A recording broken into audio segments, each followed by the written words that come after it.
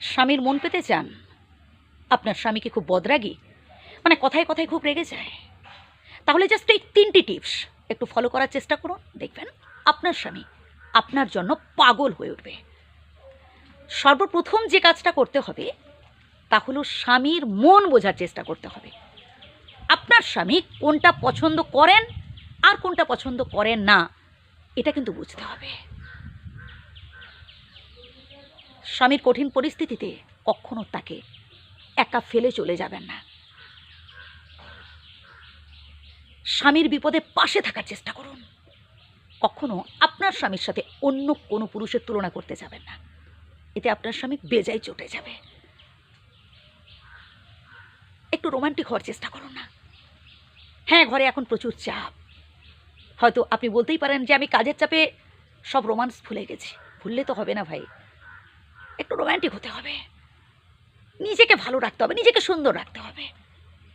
ঠিক তেমনি একজন পুরুষেরও বোঝা উচিত তার স্ত্রীর মনের দুঃখ কষ্টের কথাগুলো। যে মেয়েটা তার বাবার বাড়ির সুখ শখ ঐশ্বর্য সব কিছু ছেড়ে সে শ্বশুর বাড়ি এসেছে, কথায় কথায় তাকে কখনো এই খোঁটাটা দেবেন না যে আমার বাড়ি ছেড়ে এই মুহূর্তে বেরিয়ে যাও।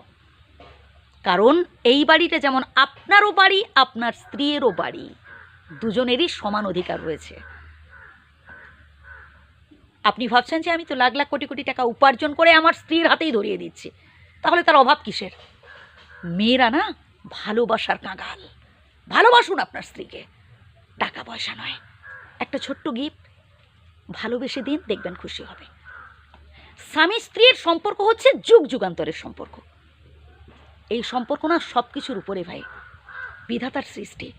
তাই যেই মানুষটাকে আপনি জীবন সাথী হিসেবে পেয়েছেন তাকে নিয়ে সামনের দিকে এগিয়ে যাওয়ার কথা ভাবুন।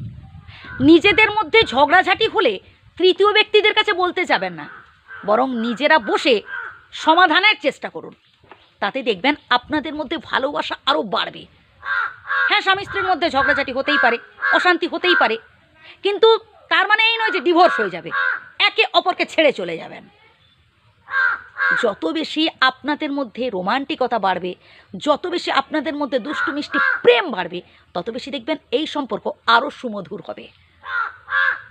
একটা সম্পর্ক গড়তে অনেক সময় লাগে, কিন্তু সেই সম্পর্ক নষ্ট করতে না 1 সেকেন্ডও লাগে না। তাই সম্পর্কটাকে আরও মজবুত করার চেষ্টা করুন।